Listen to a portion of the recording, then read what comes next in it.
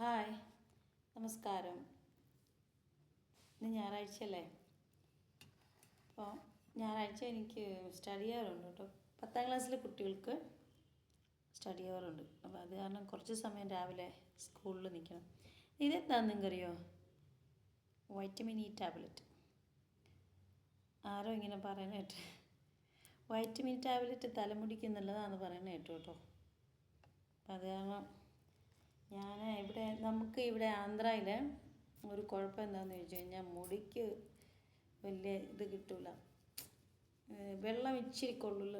നല്ല നല്ല വെള്ളമാണ്, പക്ഷേ മുടി കൊഴിയും. ഇവിടുത്തെ വെള്ളത്തിൽ മുടി കൊഴിയും.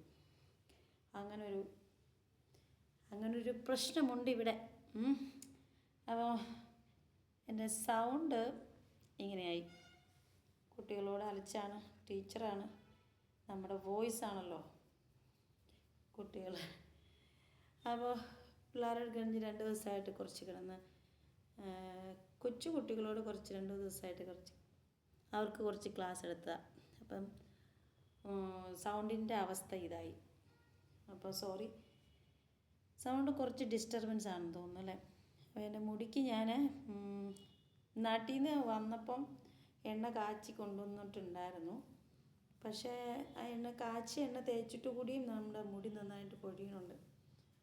അത് കാരണം ഞാൻ എന്നാ ചെയ്തു, ഈ വൈറ്റമിൻ ഇ ടാബ്ലറ്റ് തേക്കാമെന്ന് വിചാരിച്ചു. ഞാൻ കുവൈറ്റിൽ പോയപ്പം മുടി കുറച്ച് കട്ട് ചെയ്തായിരുന്നു. കുറച്ച് വളരുന്നുണ്ട്, പക്ഷെ എന്നാലും നന്നായിട്ട് കൊഴിയണമുണ്ട്. കൊഴിഞ്ഞു പോകുന്ന മുടി വളർന്ന് വരണമല്ലോ.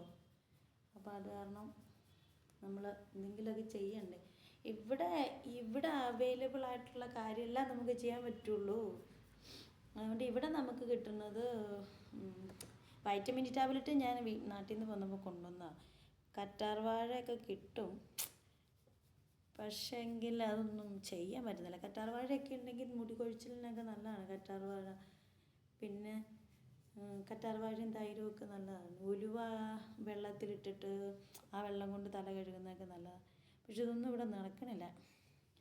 എന്തായാലും ഇച്ചിരി എണ്ണ തേക്കാം എന്ന് വിചാരിച്ചു തലമുടിയിൽ. അപ്പോൾ എല്ലാവരും സുഖമല്ലേ? എല്ലാവർക്കും സുഖമാണെന്ന് വിചാരിക്കുന്നു. എല്ലാവരും സന്തോഷമായിട്ടിരിക്കൂ. ഞാനിങ്ങനെ എണ്ണയൊക്കെ തേച്ച് ഒരു 20 മിനിറ്റൊക്കെ എണ്ണ തേച്ച് വെച്ചിട്ട് തല നന്നായിട്ട് കഴുകും. ഇവിടെ ഇപ്പോൾ ഷാമ്പു വെച്ച് കഴുകാനേ നിവർത്തിയുള്ളൂ. ചെമ്പരത്തി താളിയോ കറ്റാർവാഴ മറ്റുള്ള താളിയൊന്നും ഇവിടെ കിട്ടാൻ സാധ്യതയില്ല. നമുക്ക് കിട്ടാൻ സാധിക്കുന്നില്ല. അപ്പോൾ അതുകൊണ്ട്